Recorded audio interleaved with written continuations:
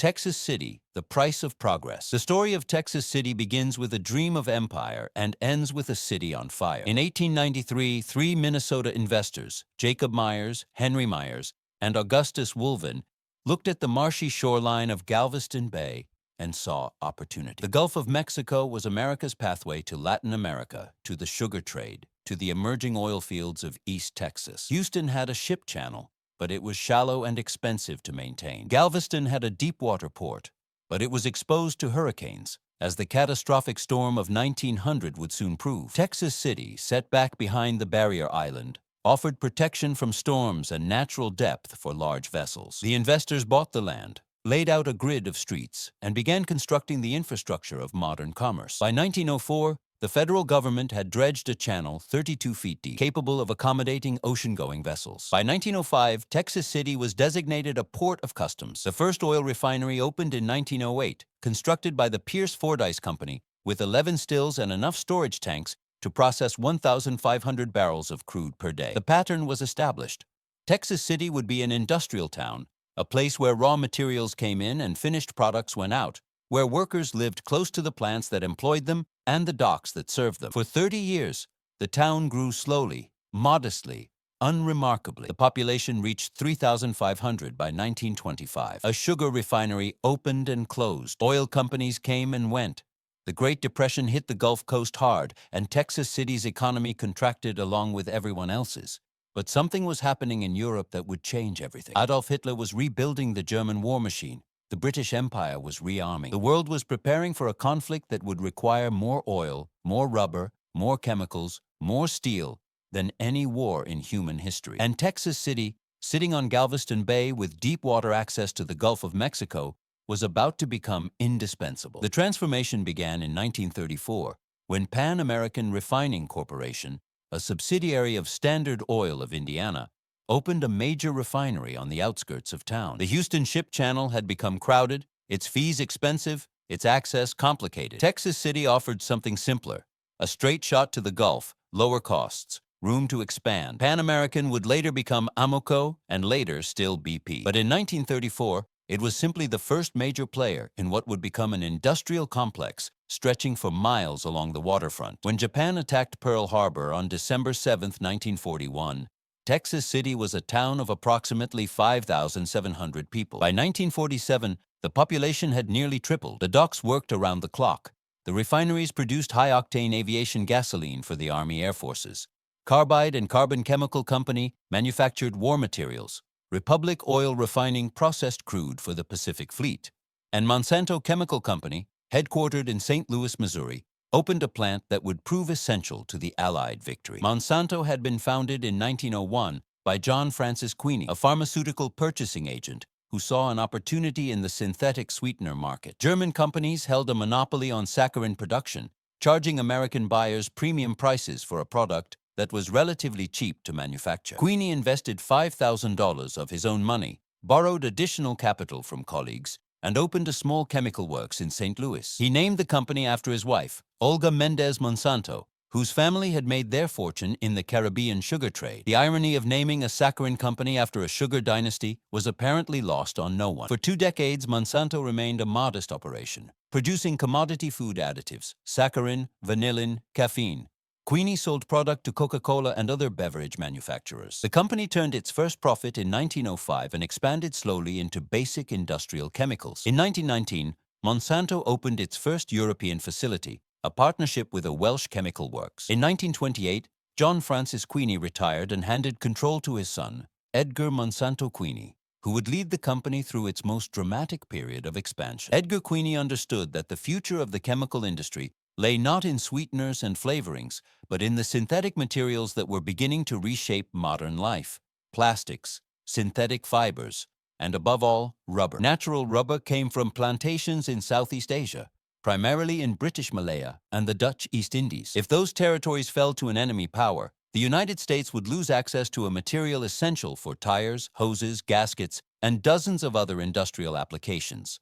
The War Department knew this. So did Monsanto. When the Japanese army swept through Southeast Asia in early 1942, capturing Singapore and the Dutch East Indies, the Allied rubber supply was effectively cut off. The United States launched a crash program to develop synthetic alternatives. Monsanto built a pilot plant in Texas City to manufacture styrene, a key component of synthetic rubber. The location was strategic, close to the petroleum feedstocks needed for production, adjacent to the shipping facilities needed for distribution, and far enough from the Atlantic coast to be safe from German submarine attacks that were sinking cargo vessels at an alarming rate. The Monsanto plant in Texas City opened in 1943 and began producing styrene at industrial scale. The facility employed over 600 workers, making it one of the largest employers in the city. The company built housing for workers. It sponsored community events. It became, in the way that large industrial employers become, essential to the economic and social fabric of the town. When the war ended in August 1945, Monsanto did not close its Texas City operations. Demand for synthetic materials had not disappeared with the Japanese surrender. The post-war boom was creating new markets for plastics, chemicals, and petroleum products. The future looked bright. The SS Grand Camp was not an impressive vessel. Built in 1942 as the SS Benjamin R. Curtis, it was a Liberty ship, one of 2,710 mass-produced cargo vessels churned out by American shipyards during the war. Liberty ships were designed to be cheap and fast to build, not elegant or durable. They were the workhorses of the wartime merchant marine, carrying everything from tanks to toilet paper across the Atlantic and Pacific. After the war, hundreds of Liberty ships were decommissioned and sold or given to Allied nations as part of the reconstruction effort. The Benjamin R. Curtis was assigned to the French line and renamed Grand Camp. It would spend its final years hauling cargo between American ports and a Europe struggling to rebuild from 6 years of devastation. In April 1947, the Grand Camp arrived in Texas City with a cargo hold partly filled with ammonium nitrate fertilizer. The material had been manufactured at Army ordnance plants in Nebraska and Iowa, originally for use in explosives. After the war, the government had enormous stockpiles of ammonium nitrate and no use for it. Someone realized that the nitrogen-rich compound could be repurposed as agricultural fertilizer. European farms, depleted by years of war and occupation, desperately needed it. The Marshall Plan was not yet in effect, but American aid was already flowing across the Atlantic in various forms. Ammonium nitrate was one of them. The fertilizer was shipped to Texas City by rail, loaded into paper bags weighing 100 pounds each, and transferred to the Grand Camp's cargo hold. No special precautions were taken. The material was labeled simply fertilizer-grade ammonium nitrate. The bags were stacked in the hold alongside other cargo: bales of sisal twine, shelled peanuts, drilling equipment, tobacco, cotton, and 16 cases of small arms ammunition. The mixture of materials would later be cited as a contributing factor to the disaster, but at the time, no one saw anything unusual about it. Ships carried mixed cargo. That was how shipping worked. What the longshoremen did not know, what almost no one outside military circles knew, was that the ammonium nitrate they were handling had a peculiar and deadly property. The material had been coated with a wax-like substance to prevent caking during storage and shipment. This coating, combined with the particular formulation used at Army ordnance plants, created a product that was more sensitive to detonation than ordinary fertilizer-grade ammonium nitrate. The military had known since at least 1921 that ammonium nitrate could explode under certain conditions. A massive explosion at a BASF plant in Oppau, Germany, that year had killed 561 people when a storage silo containing a mixture of ammonium nitrate and ammonium sulfate detonated during routine blasting operations.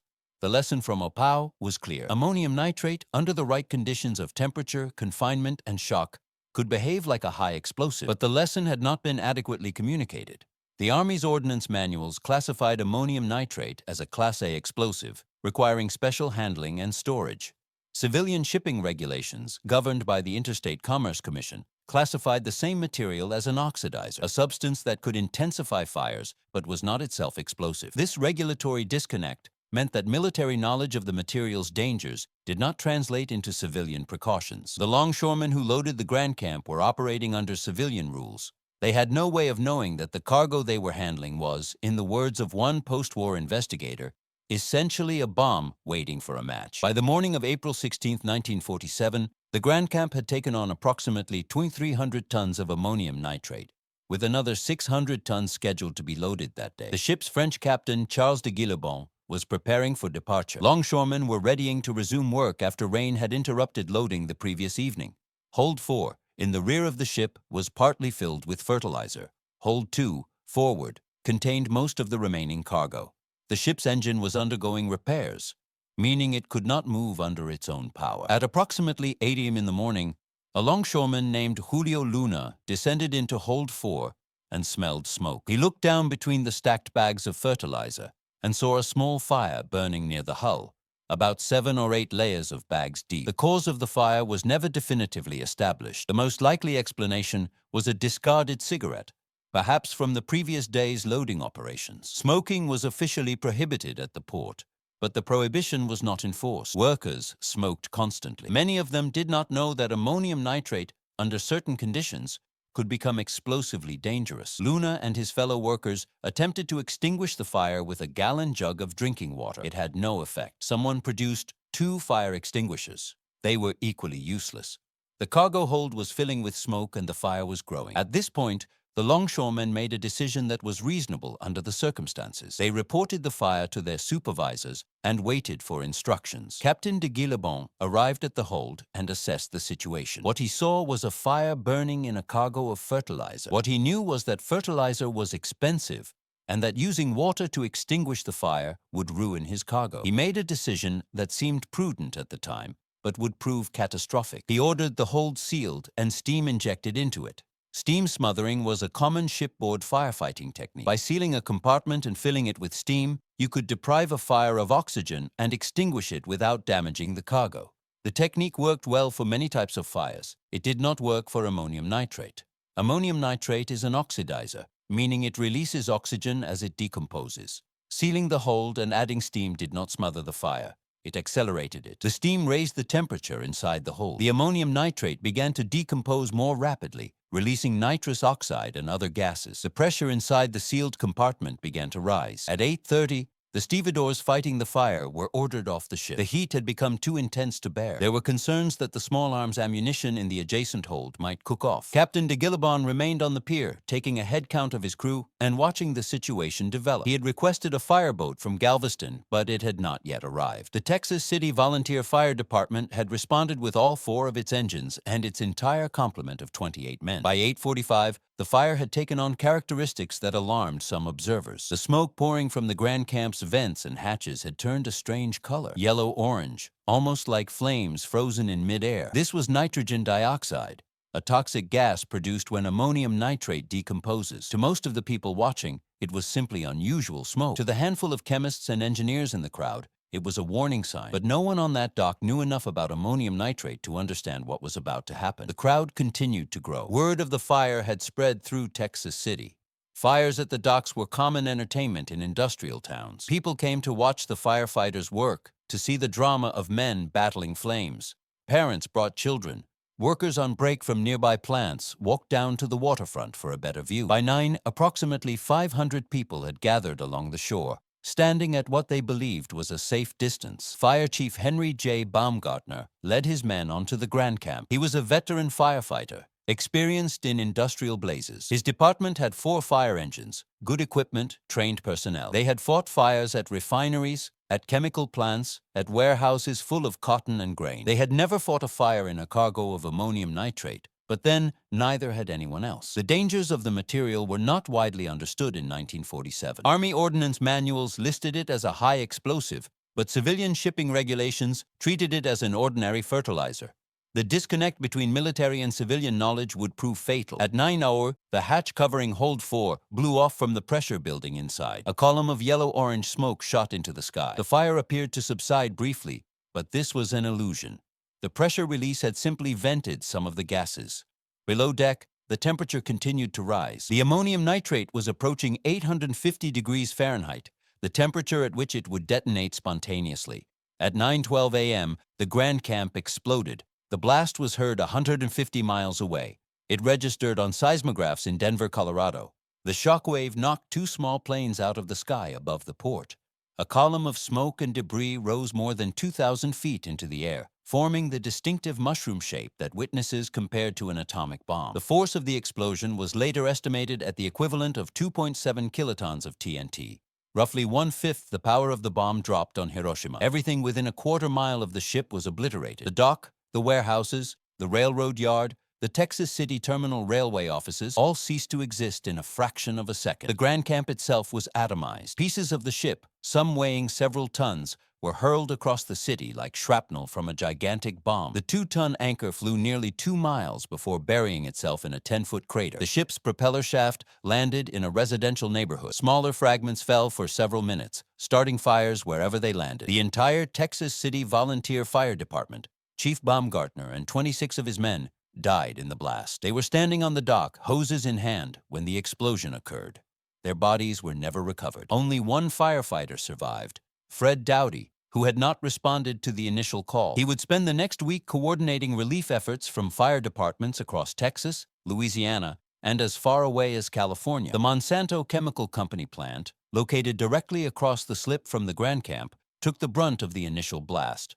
Of the 574 workers and contractors on site that morning, 234 died instantly. Another 200 were injured. The company's fire brigade, which had been laying hoses on the dock near the burning ship, was wiped out completely. The plant's administrative offices, its production facilities, its warehouses, all were destroyed or heavily damaged. The styrene storage tanks ruptured and ignited, creating secondary fires that would burn for days. The explosion created a 15-foot wall of water that swept across the dock area, capsizing boats, flooding warehouses, and carrying bodies and debris into the turning basin. A large steel barge, the Longhorn 2, was lifted out of the water and deposited on shore 100 feet from its original position. Oil storage tanks at Republic Refinery were ruptured by flying debris and burst into flames. The grain elevator collapsed. Cotton compresses caught fire. Within minutes, the entire waterfront was an inferno, and the disaster was not over. Approximately 600 feet from where the Grand Camp had been moored, another ship was burning. The SS High Flyer, an American cargo vessel, had been docked for repairs when the explosion occurred. Like the Grand Camp, it was carrying ammonium nitrate, 961 tons of fertilizer, plus 1,800 tons of sulfur. The blast from the Grand Camp had torn the High Flyer from its moorings and set it adrift across the slip, where it came to rest against another vessel, the SS Wilson B. Keene. Fires had broken out in its cargo hold. For the next 16 hours, a desperate effort was made to prevent a second explosion. Tugboats attempted to tow the High Flyer out of the harbor, away from the burning refineries and chemical plants. The first attempt failed when the tow lines broke. The second attempt succeeded in moving the ship about 100 feet before the fires became too intense for the tugboat crews to continue. The ship was abandoned. The dock area was evacuated. Rescue workers, firefighters, and volunteers retreated to what they hoped was a safe distance. At 1:10 a.m. on April 17th, the High Flyer exploded. Witnesses described the second blast as even more powerful than the first. The ship disintegrated completely, sending incandescent chunks of steel arcing across the night sky like fireworks. The Wilson B. Keene was destroyed. Additional oil tanks ignited.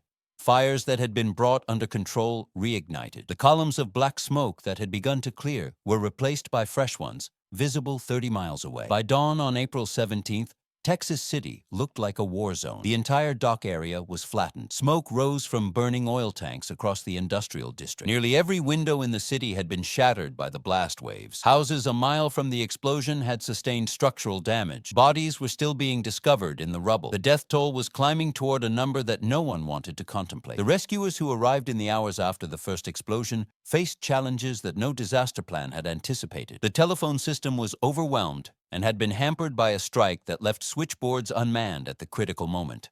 The roads into Texas City were clogged with debris, abandoned vehicles, and people fleeing the blast zone. The hospitals in nearby Galveston and Houston were quickly filled beyond capacity. Emergency blood supplies ran out within hours. Many of the injured had burns covering large portions of their bodies, injuries that required specialized treatment that simply was not available in sufficient quantities. The medical challenges were compounded by the nature of the injuries. The blast wave had driven shrapnel into bodies with tremendous force. Pieces of ship's deck plating, cargo hooks, railroad spikes, and shattered glass had become lethal projectiles. Some victims had injuries that could not be treated with 1947 medical technology. Others died of shock, infection, or complications that might have been survivable with modern trauma care. The doctors and nurses who worked through the night and the days that followed did what they could. But many of them carried the memories of patients they could not save for the rest of their lives. The environmental damage was also severe. Though it received less attention in the immediate aftermath, than the human casualties. Thousands of barrels of oil and chemicals had spilled into Galveston Bay. The fishing grounds that had supported local communities for generations were contaminated. Dead fish washed up on beaches for weeks. The long-term ecological impact was never fully assessed. In 1947, environmental concerns were far down the list of priorities when a city was burning. The final count would never be precise. The official estimate settled at 581 people killed, including 178 whose remains were never identified, and 113 who simply vanished, presumed dead but never found. The injured numbered in the thousands. Some estimates put the total above 5,000. Property damage exceeded $100 million in 1947 dollars, the equivalent of more than $1.4 billion today. Petroleum losses alone were estimated at $500 million. The Monsanto plant was a total loss. The Republic refinery was heavily damaged. The grain elevator, the cotton compresses, the warehouses, the railroad facilities, all would have to be rebuilt from scratch. But the numbers, as devastating as they were, did not capture the full scope of the tragedy. Texas City had lost not just buildings and lives, but its entire firefighting capacity. All 4 fire engines were destroyed. All but one firefighter was dead. The city had no way to fight the fires that continued to burn across its industrial district. Help had to come from outside, from Houston, from Galveston, from as far away as Los Angeles. It took a week for the last flames to be extinguished. The city had also lost a generation of workers. Many of the dead were young men, recently returned from military service, starting families and building careers. The longshoremen killed on the dock were often the sole breadwinners for their households. The Monsanto workers who died that Wednesday morning left behind wives, children, and communities that would struggle for years to recover. The volunteer firefighters were the backbone of civic life. Business owners, tradesmen, fathers, and husbands who had answered the call without hesitation and paid the ultimate price. Among the dead were dozens of African-American workers who had taken jobs on the docks and in the refineries, part of the Great Migration that was reshaping the demographics of the Gulf Coast. In 1947, Texas City was a segregated town, and the disaster response reflected that segregation. Black victims were initially taken to separate facilities, treated by different medical teams, buried in different cemeteries. The official death toll did not always distinguish by race, and some researchers believe that African-American casualties were undercounted because their communities had less access to the record-keeping systems that documented the dead. The black neighborhood known as the Bottom was located close to the industrial zone and suffered significant damage. Many residents lost everything: homes, possessions, family members, and received less assistance from official relief efforts than their white neighbors. The inequities of the disaster response mirrored the inequities of the society that produced it. Texas City was not unique in this regard. It was simply another example of how disasters, which are often described as great equalizers, tend to reflect and amplify the inequalities that existed before they occurred. In the days following the explosion, help poured into Texas City from across the nation. The Red Cross mobilized thousands of volunteers. The Army flew in blood plasma, gas masks, food, and medical supplies. The Boy Scouts and Girl Scouts organized relief efforts. Frank Sinatra, Phil Harris, and other entertainers performed at benefit concerts organized by Sam Maceo, a Galveston businessman with connections to organized crime who proved remarkably effective at raising money for disaster relief. The Texas City Relief Fund eventually collected more than $1 million, over $15 million in today's dollars. But beneath the outpouring of support, a harder question was forming. Who was responsible? Who would pay for the damage? Who would compensate the families of the dead? The answer, it turned out, was almost no one. The ammonium nitrate that exploded aboard the Grand Camp had been manufactured at United States Army ordnance plants. It had been produced according to government specifications, shipped according to government instructions, and loaded onto ships bound for Europe as part of a government foreign aid program. The French line, which owned the Grand Camp, was merely a carrier. The Texas City Terminal Railway, which operated the docks, had no control over what cargo the government chose to ship. The only entity with the resources to compensate the victims was the federal government itself. The aid program that sent the fertilizer to Europe was part of a broader American effort to rebuild the continent after World War II. The war had devastated European agriculture. Farms had been bombed, equipment destroyed, livestock slaughtered. The surviving farmers lacked the basic inputs needed to restore production. Fertilizer was essential, and the United States had massive stockpiles of ammonium nitrate that had been manufactured for military use and was now surplus to requirements. The logic of repurposing this material for agriculture was sound. The execution was catastrophic. The Grand Camp was bound for France, where the fertilizer would have been distributed to farms struggling to feed a population still recovering from occupation and famine. The ship that exploded in Texas City Harbor was carrying hope as well as ammonium nitrate.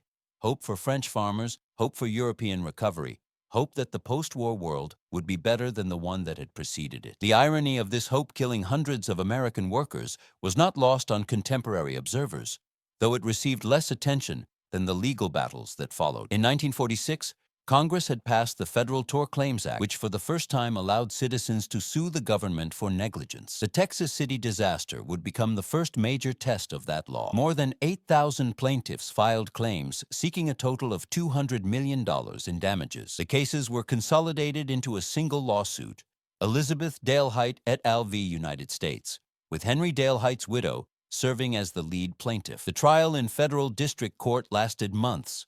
Witnesses testified to the government's knowledge of ammonium nitrate's explosive properties. Army ordnance manuals classified the material as a high explosive. A 1945 accident at a government facility in Cactus, Texas, had demonstrated that ammonium nitrate could detonate under the right conditions.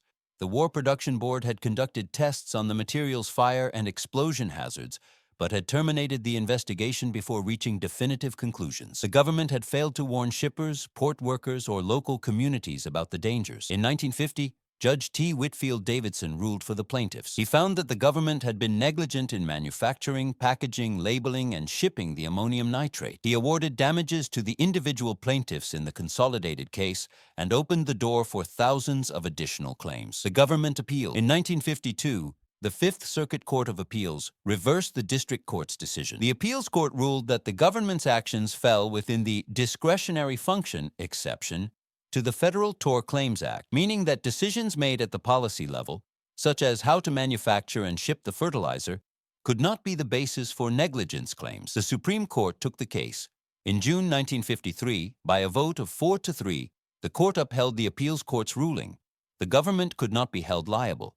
The discretionary function exception applied. The claims were dismissed. Justice Robert Jackson, dissenting, called the decision a legalistic tour de force that left the victims with their damages uncompensated. He noted that the government had manufactured an explosive material, shipped it through a civilian port with no warnings or precautions, and now claimed immunity from the consequences. When the government adopts a technique which cannot be performed without negligence, Jackson wrote, there should be liability. But Jackson was in the minority. The victims of Texas City received nothing from the federal courts. In 1955, Congress stepped in. Representative Clark Thompson of Galveston, whose district included Texas City, introduced legislation to provide compensation to the disaster victims. After years of lobbying and negotiation, the bill passed. The Texas City Disaster Relief Act authorized payments totaling approximately $17 million to 1,394 claimants. It was a fraction of what the victims had sought, but it was something. The money was distributed by the Army, claims were processed,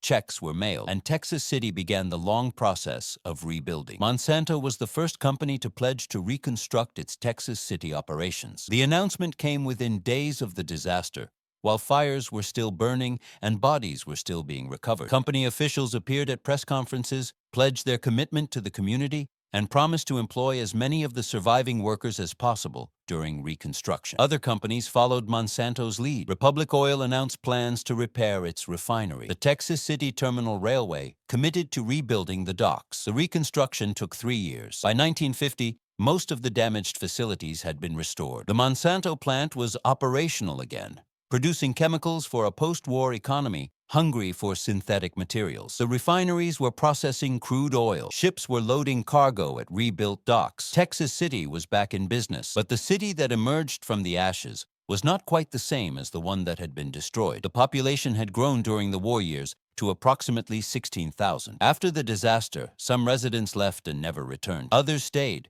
but with a new awareness of the dangers that surrounded them. The petrochemical plants that provided jobs also produced toxic emissions. The ships that brought commerce also brought hazardous cargoes. Living in Texas City meant living with risk.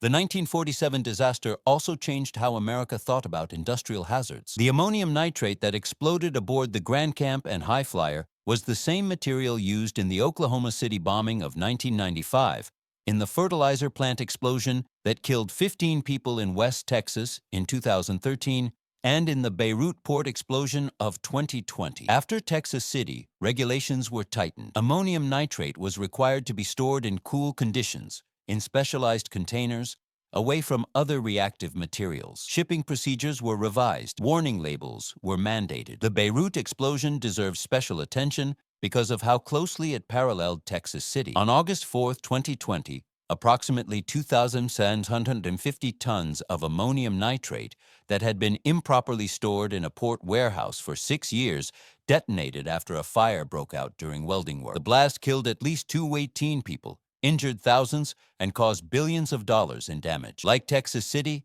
it was a systemic failure. Like Texas City, warnings had been ignored. Like Texas City, the people who lived and worked near the port had no idea what was stored in their midst. The similarities between the two disasters, separated by 73 years, are a testament to how poorly the lessons of industrial catastrophe transfer across time and geography. The same material, the same scenario, a fire in a confined space containing massive quantities of ammonium nitrate. The same pattern of warnings ignored, regulations unenforced, and ordinary people paying the ultimate price for institutional failures they had no part in creating. If Texas City taught the world anything, Beirut proved that the lesson had not been learned everywhere. The long-term health consequences of the Texas City disaster were never fully documented. Survivors reported respiratory problems, chronic pain, and what we would now recognize as post-traumatic stress disorder for decades after the explosion. The workers who returned to the rebuilt refineries and chemical plants were exposed to substances,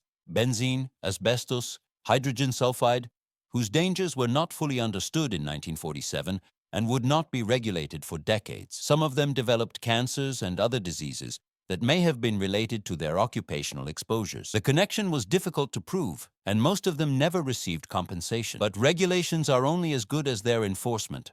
And enforcement in industrial America has always been inconsistent. The reasons for this inconsistency are not mysterious. Enforcement requires inspectors, and inspectors cost money. The agencies charged with regulating hazardous materials have always been understaffed relative to the scale of the industries they oversee. The Occupational Safety and Health Administration, created in 1970 in response to mounting workplace fatalities, has never had enough inspectors to visit every worksite in the country even once. At current staffing levels, it would take OSHA more than 160 years to inspect every workplace under its jurisdiction. The situation is similar at the Environmental Protection Agency, the Chemical Safety Board, and the state agencies that share regulatory responsibility. The companies being regulated know this. They know that the odds of being inspected in any given year are low.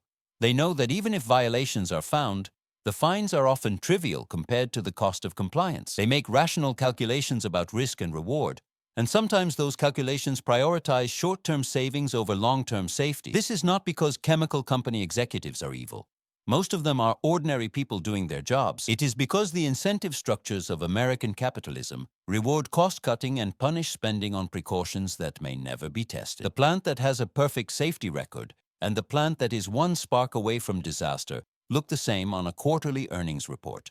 In 1987, a chemical leak at the Marathon Petroleum facility in Texas City released hydrofluoric acid into the air, sending 140 people to hospitals and forcing 3,000 residents to evacuate. In 2005, an explosion at the BP refinery in Texas City killed 15 workers and injured 180 others. The blast occurred during a routine startup procedure. An isomerization unit was overfilled with flammable liquid, which overflowed into a blowdown stack and ignited. The victims were contractors working in temporary trailers located too close to the process equipment. Investigators found that BP had systematically cut safety budgets to boost profits. The company paid more than $2 billion in civil settlements and $87 million in federal fines. It was the third deadliest industrial accident in American history, exceeded only by the Texas City disaster and the Triangle Shirtwaist Fire. The refinery where the 2005 explosion occurred was the same complex that Pan American Refining had opened in 1934, that Amoco had expanded through the 1970s, that BP had acquired in 1999. It was, in a sense, the direct descendant of the industrial infrastructure that had made Texas City a target in 1947. The history of the city is the history of chemical capitalism: expansion, profit, accident, reconstruction, and then expansion again. Monsanto, the company that lost 234 workers in the 1947 disaster, went on to become one of the most profitable and controversial corporations in American history. Edgar Queeny led the company through the post-war boom, diversifying into plastics, agricultural chemicals, and eventually biotechnology. Monsanto developed DDT, the insecticide that revolutionized pest control, before being banned for environmental damage in 1972. It manufactured PCBs, the industrial coolants that contaminated waterways across America, before being outlawed in 1979. It created Agent Orange, the defoliant that devastated Vietnamese forests and allegedly caused birth defects and cancers in exposed soldiers and civilians. And in the 1970s, it developed Roundup, the glyphosate-based herbicide that would become the most widely used weed killer in the world, and the subject of thousands of lawsuits alleging that it causes cancer. In 2018, Bayer AG acquired Monsanto for $66 billion, the largest acquisition in the German company's history. As part of the deal, Bayer announced that the Monsanto name would be retired. The brand that John Francis Queeny had named for his wife 117 years earlier would disappear. The products would remain. The lawsuits would continue, but the name Monsanto, associated with innovation and controversy, with profits and pollution, with chemicals that transformed agriculture and chemicals that allegedly destroyed lives, would cease to exist. The Texas City plant that Monsanto rebuilt after 1947 was eventually sold through a leveraged buyout and became Sterling Chemicals. The site is still operational, now owned by a different company, producing different products but occupying the same ground, where 234 workers died on a Wednesday morning in April. Today, Texas City is home to approximately 50,000 people. The petrochemical industry remains the foundation of the local economy. The Marathon Galveston Bay Refinery, the descendant of the Pan American Amoco and BP facilities, processes 631,000 barrels of crude oil per day, making it one of the largest refineries in North America. The port handles tens of millions of tons of cargo annually. The chemical plants that line the waterfront employ thousands of workers and contribute billions of dollars to the regional economy. The disaster occupied a strange place in American consciousness during the decades after 1947. It was, briefly, front-page news around the world. Newspapers carried photographs of the mushroom cloud, the devastated waterfront, the rows of caskets at the mass funeral. Newsreels showed footage of the smoking ruins to audiences in movie theaters across the country. The story had all the elements of tragedy: innocent victims, heroic firefighters, a city reduced to rubble. And yet, within a few years, Texas City had largely faded from public memory. Part of the reason was timing. The disaster occurred at the beginning of the Cold War, when American attention was focused on the Soviet threat and the atomic age. A few weeks after Texas City exploded, the Marshall Plan was announced, redirecting public attention to the reconstruction of Europe. The Korean War began 3 years later. The 1950s brought economic prosperity and suburban expansion. Texas City became a footnote in a decade of rapid change. Another reason was the nature of the victims. They were working-class men and their families, people without political power or media connections. They were longshoremen and refinery workers, firefighters and secretaries, people who lived in modest houses in a small industrial town on the Texas Gulf Coast. Their deaths were tragic, but they were not glamorous. They did not capture the public imagination the way other disasters, the Titanic, the Hindenburg, the Triangle Shirtwaist Fire, had done. Memorial Park sits on 2 acres at 29th Street and 25th Avenue, surrounded by a housing development and a donut shop. The park contains the Grand Camp's 2-ton anchor, painted white, and mounted on a concrete pedestal. A marble angel overlooks a fountain. Stone markers bear the names of the 526 confirmed dead. On the Saturday closest to April 16th, survivors and their descendants gather for an annual photograph. The number of survivors grows smaller each year. Most are in their 80s and 90s now. Soon the memory of that Wednesday morning will belong entirely to history. The Texas City Memorial Cemetery, a few blocks north, contains the graves of the 63 victims who were never identified. They lie beneath simple markers, numbered but nameless, in a small green space that was once a potter's field. The gate bears an inscription: Memorial Cemetery, Texas City, 1947. It is not a tourist destination. The parking lot is usually empty. But the legacy of Texas City extends far beyond these markers and monuments. The disaster changed American law. The Supreme Court's decision in Dale Height versus United States established the discretionary function exception as a powerful shield for government liability. a precedent that continues to protect federal agencies from negligence claims to this day. The Texas City Disaster Relief Act of 1955 became a model for subsequent congressional responses to mass disasters, from hurricane relief to pandemic assistance. The disaster also changed industrial safety regulation. The investigation into the explosion prompted new standards for the handling and shipping of hazardous materials. The Industrial Mutual Aid System, created by Texas City refineries in the aftermath of the disaster, became a model for mutual assistance agreements across the petrochemical industry. The concept that industrial facilities should plan for emergencies and coordinate response efforts, obvious in retrospect, was not obvious in 1947. It took 576 deaths to make it so. The investigators who examined the disaster found no shortage of blame to assign. The Coast Guard had failed to regulate the handling of ammonium nitrate at civilian ports. The Army had manufactured the material according to specifications that did not account for its explosive potential.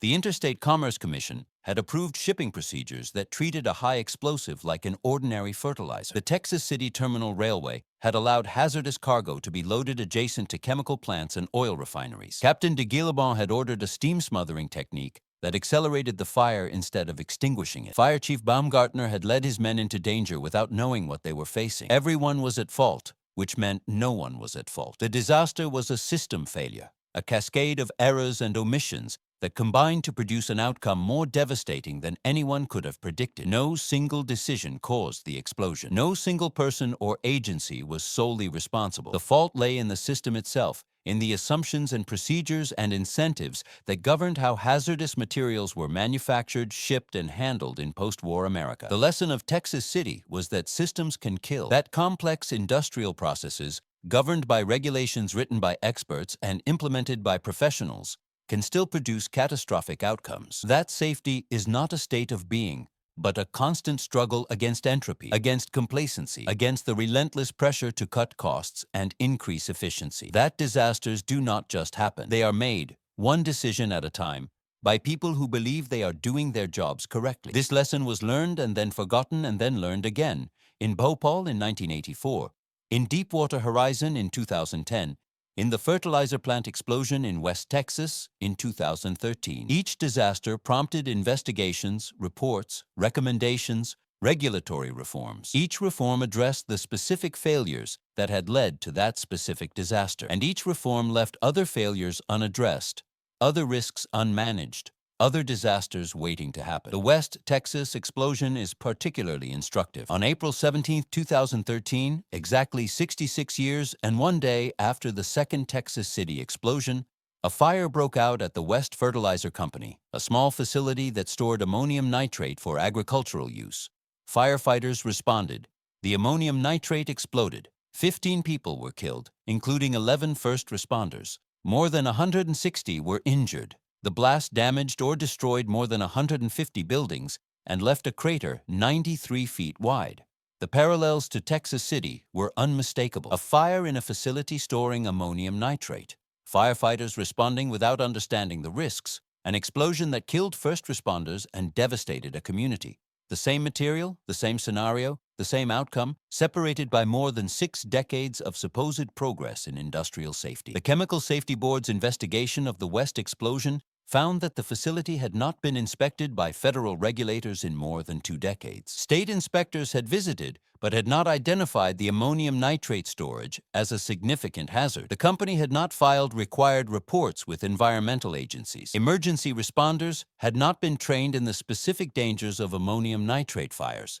The disaster, like Texas City before it, was a system failure. In the aftermath of West, safety advocates called on the Environmental Protection Agency to add ammonium nitrate to its list of chemicals requiring enhanced safety measures. The agency declined. Ammonium nitrate remains widely used in American agriculture, stored in facilities across the country, shipped by rail and truck through communities that may not know what is passing through. Consider the story of Pete Suderman, the superintendent of stevedores, who was standing on the dock when the Grand Camp exploded. He was blown 30 feet across the pier by the blast wave.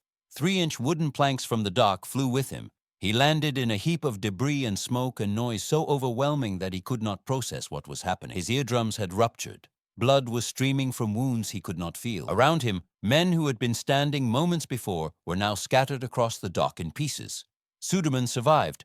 He crawled away from the fires, found help, was evacuated to a hospital. He lived for decades after the disaster, long enough to tell his story to historians and journalists and documentary filmmakers. He described the color of the smoke, that strange yellow-orange hue that should have warned everyone of what was coming. He described the moment when the hatch blew off, the column of vapor shooting skyward like a geyser. He described the sound, which was not a single explosion, but a cascading roar that seemed to go on forever. And he described the silence afterward, when the blast wave had passed and the debris was still falling, and the only sounds were fires burning and people screaming. Suderman's story is one of hundreds. Each survivor had a different vantage point, a different experience, a different set of memories that would haunt them for the rest of their lives. Natty Morrow was at home with her 2 children and her sister-in-law Sadie when the explosion occurred. She had been watching the smoke from her back porch, curious about the fire at the docks. When the blast hit, the door of her house was ripped from its hinges, windows shattered, the ceiling cracked. She grabbed her children and ran. Frank Urbanek was a junior high student in Galveston, 10 miles across the bay. He was sitting in his classroom when the shockwave arrived. He thought the boiler room next door had exploded. When he went outside, he saw a cloud rising over Texas City, black and enormous, and raining oil and tar and debris. The sun hung in the sky like a golden ball, visible through the smoke. His white shirt was black by the time he got home. Julio Luna, the longshoreman who first discovered the fire in Hold 4, survived because he was not on the ship when it exploded. He had reported the fire, watched the steam smothering attempt fail, and retreated to what he thought was a safe distance. He was far enough away to survive the blast. He was close enough to be thrown to the ground, to have his clothes torn from his body, to witness things that no one should have to witness. He lived to be 94 years old. In 2017, at the 70th anniversary commemoration, he was still answering questions about that morning. He had smelled the smoke first. He had sounded the alarm, and then the world had ended. These stories, Suderman's, Morrow's, Urbanek's, Luna's, and hundreds of others, are the human dimension of a disaster that is too often reduced to statistics. 576 dead, 5,000 injured, $100 million in damage. The numbers are staggering, but they are also abstract. They do not convey the reality of what it was like to be in Texas City on April 16, 1947. They do not capture the terror, the confusion, the grief, the heroism, and the ordinary humanity of people caught up in an extraordinary catastrophe. The relief effort that mobilized in the hours after the explosion was a testament to that humanity. With no fire department, no functioning hospitals, and no organized disaster response infrastructure, Texas City relied on help from everywhere and everyone. The Army flew in supplies, the Navy sent medical personnel, the Coast Guard coordinated rescue operations on the water. The Red Cross established field hospitals and shelters. Volunteers from Houston and Galveston and dozens of smaller communities drove to Texas City with whatever they could carry: food, blankets, medical supplies, tools for digging through rubble. Funeral homes from 28 cities sent hearses to collect the dead. Some bodies were recovered intact. Others were in pieces. Many were burned beyond recognition. The task of identification fell to FBI agents, who used fingerprint records when possible and dental records when not. Some bodies could only be identified by their clothing or jewelry or the contents of their pockets. 63 were never identified at all. On June 22, 1947, more than 2 months after the explosion, the city held a memorial service for the unidentified dead. 63 caskets were transported from Camp Wallace, a military facility that had been converted into a temporary morgue, to the Memorial Cemetery on the north side of Texas City. 51 funeral homes provided hearses. Volunteer pallbearers from the American Legion, the veterans of foreign wars, labor unions, and fire departments from across the state carried the caskets to their final resting places. The crowd was estimated at 5,000 people, nearly a third of the city's population. The procession stretched for miles. Cars lined both sides of the highway leading to the cemetery. The caskets were draped in flowers, donated by florists from across Texas. Each one was lowered into the ground with full honors. The names of the dead could not be spoken because they were not known. Only numbers marked the graves: unknown 1, unknown 2, unknown 3, and so on, up to unknown 63. It was the largest mass funeral in Texas history. It may have been the largest in American history, and it was only a fraction of the total dead. The other 513 victims were buried separately in cemeteries across Texas City and beyond. their funerals held in churches and funeral homes and private homes where families gathered to mourn. The psychological toll of the disaster was incalculable. Survivors suffered from what we would now call post-traumatic stress disorder, though the term did not exist in 1947. They had nightmares. They flinched at loud noises. They could not bear to be near fires or smoke or anything that reminded them of that Wednesday morning. Some left Texas City and never returned.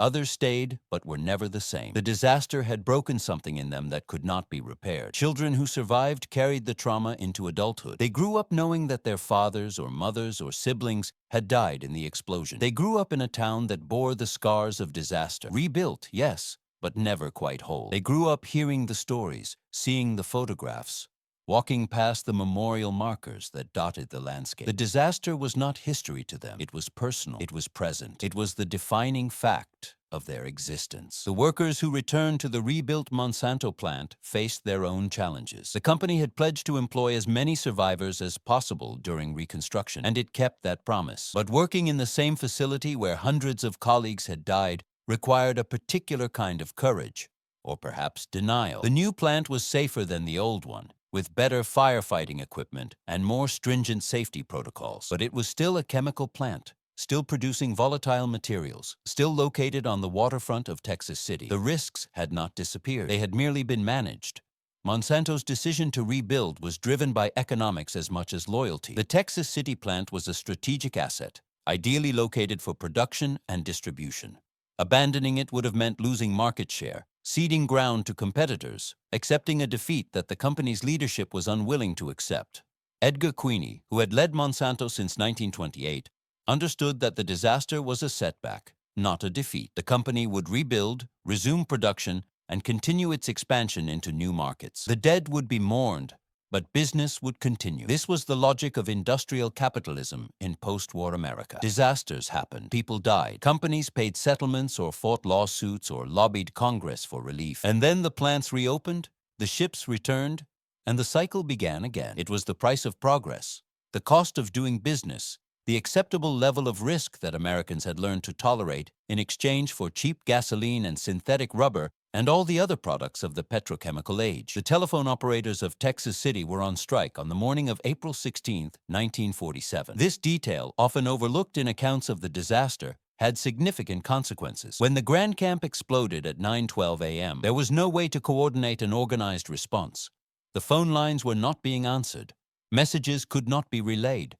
The city was, in effect, cut off from the world at the moment it most needed help. The operators returned to work almost immediately after learning of the explosion. They understood that their labor dispute was suddenly irrelevant, that something had happened that transcended whatever grievances had led them to walk off the job. They came back to their switchboards and began connecting calls. Desperate calls from survivors seeking help, frantic calls from relatives trying to find family members, official calls from police and fire departments and hospitals struggling to coordinate a response. The operators worked around the clock for days, their earlier strike forgotten in the urgency of the moment. This detail captures something essential about disasters. They sweep away normal life. The concerns that mattered on April 15th, the labor dispute, the contract negotiations, the workplace grievances, simply ceased to exist on April 16th. Everyone became, for a moment, equal participants in a catastrophe that recognized no distinctions of class or occupation or politics. The operators answered calls, the longshoremen dug through rubble, the refinery workers fought fires, the housewives tore sheets into bandages. Everyone did what they could. The disasters we remember are the ones that create these moments of collective action. Pearl Harbor, September 11th, the Texas City disaster. In each case, ordinary people set aside their differences and their routines and did extraordinary things. The mythology of disaster celebrates this response, holds it up as evidence of human resilience and community spirit. And the mythology is not wrong. People do rise to the occasion. They do help each other. They do find reserves of courage and generosity that they did not know they possessed. But the mythology can also obscure the other reality of disaster, that it did not have to happen, that the collective action required to respond could have been avoided by the collective action required to prevent, that the same energy and resources devoted to digging through rubble and treating the wounded could have been devoted to inspecting cargo holds and training firefighters and enforcing regulations. That prevention is cheaper than response, and life is more valuable than property, and the disasters we celebrate for bringing out the best in humanity are also the disasters that reveal the worst in our institutions. Marion D. Westmoreland was a Texas City firefighter who died on the dock of the Grand Camp. His grandson, Lester Westmoreland, still lives in Texas City. He has his grandfather's photograph, his grandfather's uniform, his grandfather's badge. He has the memories passed down through 3 generations. The stories of the fire, the explosion, the family's grief, the community's recovery. Lester Westmoreland represents the living connection to 1947. He is not a survivor. He was not yet born when the disaster occurred, but he carries the memory in his bones. His grandfather's death shaped his family's history. It shaped his own identity, giving him a stake in the commemoration that other residents may not share. When the anniversary ceremonies are held each April, he is there. When the photographs are displayed at the museum, his grandfather's face is among them. This transmission of memory across generations is the only thing that keeps disasters from being forgotten entirely.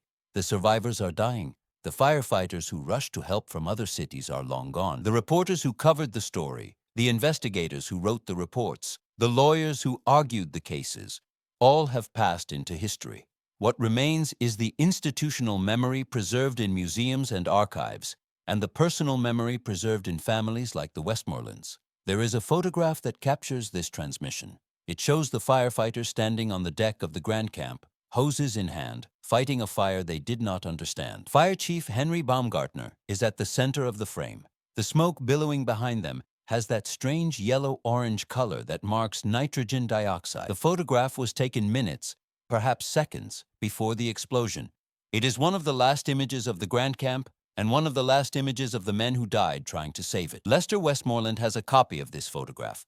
He looks at it and sees his grandfather. He sees the courage and the innocence and the terrible fate that awaited. He sees the moment when everything was still possible, before the hold reached 850 degrees and the ammonium nitrate detonated and the history of Texas City split in two, before and after. The challenge is to maintain memory when the personal connections fade. When the last survivor dies, when the last grandchild passes away, when no one living has a direct connection to April 16, 1947, what will keep the disaster from being forgotten? The answer, if there is one, lies in institutions: the Texas City Museum, the Memorial Park, the annual ceremonies, the oral histories recorded and preserved, the school curricula that teach the disaster to children who have no personal connection to it. These institutions are fragile. They depend on funding, on staffing, on the continued interest of a public that has 1,000 other demands on its attention. They compete with newer disasters, more recent tragedies, more immediate threats. They require constant renewal, constant justification, constant effort. But they are all we have. In the absence of personal memory, institutional memory is the only bulwark against forgetting. The only thing that stands between Texas City and the next Texas City is the knowledge of what happened and the determination to prevent it from happening again. The history of industrial safety in America is a history of incremental progress punctuated by catastrophic failures. Each disaster prompts reforms. Each reform addresses the specific failure that caused that specific disaster. And then time passes, memories fade, and new failures emerge. Failures that the old reforms did not anticipate, that the old regulations did not prevent, that the old institutions were not equipped to handle. Breaking this cycle requires something more than reactive regulation. It requires a fundamental shift in how we think about industrial risk, from viewing safety as a cost to be minimized to viewing it as an investment to be maximized. It requires treating worker deaths not as unfortunate accidents, but as preventable failures.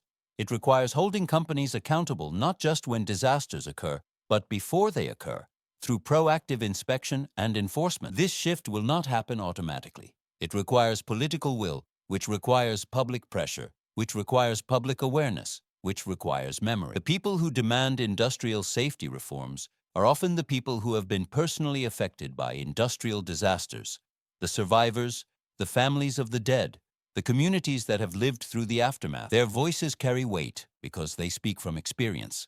Their stories make the abstract concrete, the statistical personal. The systems are still broken. The refineries are still operating on thin safety margins. The chemical plants are still storing hazardous materials in facilities that have not been inspected in years. The regulations are still under-enforced. The workers are still at risk. The communities are still in the blast radius. This is not pessimism. It is realism. It is the acknowledgement that the work of industrial safety is never finished, that complacency is the enemy, that the lessons of Texas City must be relearned by each generation because each generation faces new risks and new temptations to cut corners. The people of Texas City made their choice in 1947. They rebuilt. They stayed. They lived with the risk because the alternative was unacceptable. They chose resilience over retreat, hope over despair, memory over forgetting. Their choice created the city that exists today. 50,000 people living alongside refineries and chemical plants, still carrying the memory of disaster, still hoping that it will not happen again. Their choice is a testament to human courage, to the capacity to endure, to the determination to make a life in the face of danger. This is the bargain that industrial communities make. They accept the presence of dangerous facilities in exchange for the jobs and tax revenue those facilities provide. They trust that regulations will be enforced, that companies will act responsibly, that the risks will be managed within acceptable bounds. When the bargain fails, when the plant explodes, when the chemical spills, when the workers die, they are left to pick up the pieces. Texas City has picked up the pieces multiple times. The 1947 disaster, the 1987 chemical leak, the 2005 refinery explosion, Hurricane Ike in 2008. Each time, the city rebuilt. Each time, the industries remained. The bargain held, because the alternative, abandoning the industrial economy entirely, was unthinkable. This is the reality of industrial America. We do not get to choose whether hazardous facilities exist. They exist because we demand the products they make. Every gallon of gasoline, every plastic container, every synthetic fabric begins somewhere in a refinery or chemical plant or manufacturing facility that poses risks to its workers and its neighbors. The question is not whether to accept those risks. The question is how to manage them, how to minimize them, how to ensure that the next Texas City does not happen. The answer requires investment. It requires regulations with teeth. It requires inspectors with authority. It requires companies that prioritize safety over profit margins. It requires communities that demand transparency and accountability. It requires a political system that values long-term prevention over short-term economic growth. None of these things come easily. All of them cost money. All of them face resistance from industries that would rather operate without oversight, from politicians who would rather not impose costs on their constituents, from a public that would rather not think about the risks embedded in everyday life. The forces arrayed against industrial safety are powerful and well-funded. The forces arrayed in favor of it are diffuse and easily ignored. This is why the lessons of Texas City keep being forgotten, not because they are difficult to learn, but because they are inconvenient to remember. Safety costs money. Forgetting costs nothing, until it costs everything. Henry Baumgartner's body was never recovered. His name is engraved on a memorial at the Texas State Capitol in Austin, along with the names of the other Texas City firefighters who died on April 16, 1947. His badges are now in the possession of his grandson, Michael. His story is told at the Texas City Museum, in documentary films, in history books that grow dusty on library shelves. He was 45 years old. He had a wife named Christine and 4 children waiting at home. He led his men onto a burning ship because that was his job. He died doing what firefighters do, trying to save other people from fire. The morning of April 16, 1947, began like any other morning in Texas City. The sun rose over Galveston Bay. The ships were loading at the docks. The refineries were processing crude oil.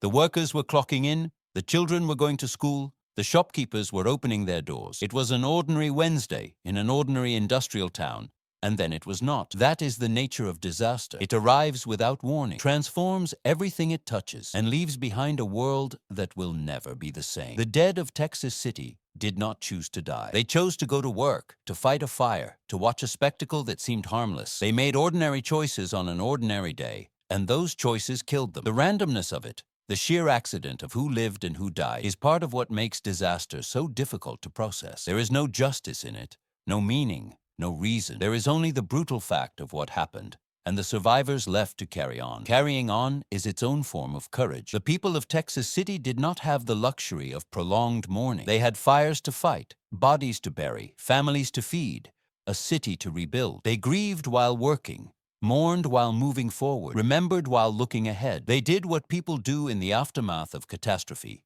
They survived. But survival is also a story that can obscure what really happened. Resilience can become a virtue that excuses the failures that made resilience necessary. Community spirit can become a substitute for accountability. Texas City should not have happened. The information existed to prevent it. The regulations could have been written. The warnings could have been given. Every link in the chain of causation could have been broken by someone, somewhere, making a different choice. Honoring the dead means more than building memorials and holding ceremonies. It means asking the hard questions about why they died and what could have been done to prevent it. It means refusing to let resilience become an excuse for complacency. It means insisting that the next disaster is not inevitable, that the lessons can be learned, that the choices can be made differently. The Grand Camp's anchor stands in Memorial Park. It weighs 2 tons. It is painted white. It traveled nearly 2 miles through the air before burying itself in the earth. It is the only substantial piece of the ship that was ever recovered. The rest of the Grand Camp, the hull, the deck, the engines, the cargo holds that contained 2,300 tons of ammonium nitrate, simply ceased to exist at 9:12 on that Wednesday morning. Atomized, vaporized, converted into energy and shrapnel and a blast wave that traveled faster than sound and killed everything in its path. 576 people died.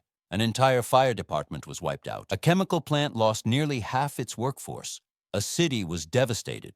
And then, because this is America and this is how we do things, the city was rebuilt, the plants were reconstructed, the refineries resumed operations, and the ships kept coming. The port of Texas City handles more cargo today than it did in 1947. The refineries process more crude oil. The chemical plants produce more products. The risks remain. The workers still go to work.